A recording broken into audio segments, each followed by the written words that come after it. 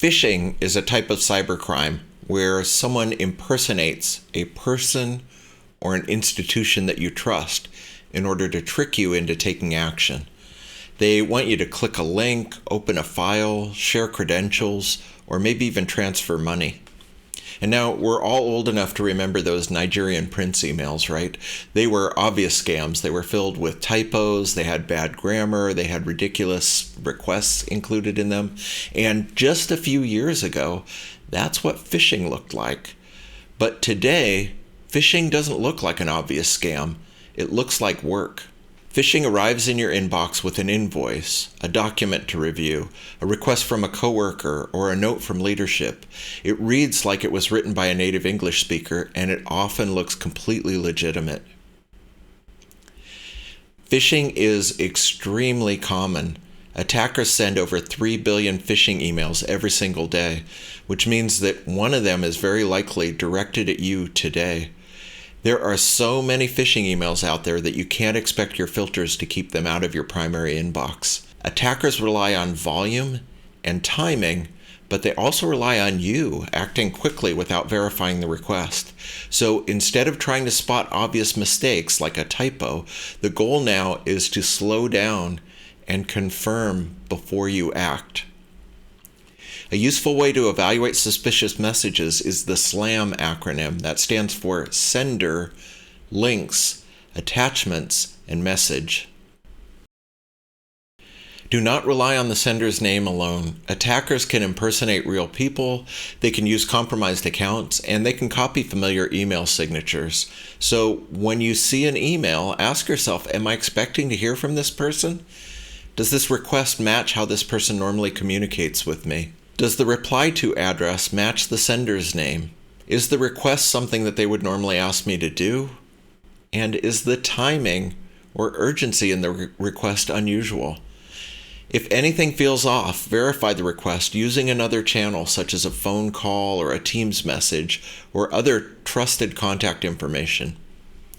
If it's a suspicious message from an institution, don't respond directly. Instead, go to the company website to verify a legitimate way to contact them, and then pick up the phone or fill out a contact form from there. Be cautious with any link in an email or message. Even links that appear legitimate can lead to malicious or compromised sites designed to capture your credentials. Ask yourself, am I being asked to log in unexpectedly? Does this match the way I normally access this system? Another trick is if you hover over the link with your cursor, that will show you the actual destination URL. And if there's any mismatch, do not click that link. But unfortunately, simply hovering over the link isn't perfect. Attackers can disguise themselves with lookalike domains, or they can use link shorteners to hide the real URL that you're going to. And they can even mask that preview behavior that you're trying to use to identify the scam. So hovering is helpful, but it doesn't confirm safety. Whenever possible, avoid clicking links directly. Instead, navigate to the website or login page on your own, using a bookmark or by typing in an address that you know. Attachments are often tailored to your role, and they may appear highly relevant.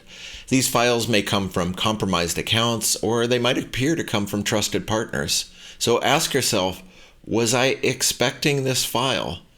Does the timing make sense? Does the file request an action that feels unusual? If you are not expecting the file, or if it includes a request for action that is at all suspicious, verify before opening, or contact your IT department or EXP Technical for assistance in evaluating that message. Bad grammar and misspelled words used to be telltale signs of phishing emails, but modern phishing messages are often really well written and professional because they were written with AI assistance.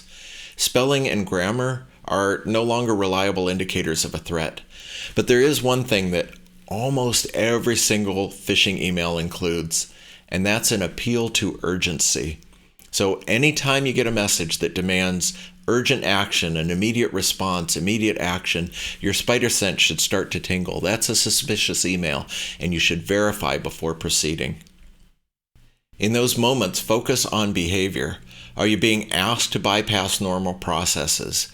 Does the message request sensitive information, credentials, or payment? Slowing down is one of your best defenses. You should take extra care anytime a message asks you to log in to an account through a provided link, to change banking or payment information, to share passwords or authentication codes, to open unexpected attachments, or to take urgent financial action. If messages include one of these scenarios, pause and verify before proceeding. Phishing attacks have evolved. They are much more convincing, they're more targeted, and they're a whole lot harder to identify by appearance alone than they were just a few years ago. So instead of trying to spot obvious signs of a scam like a missing comma or a misspelled word, instead focus on actions, especially your actions. Verify unusual requests through another channel. Navigate to a website directly instead of clicking links.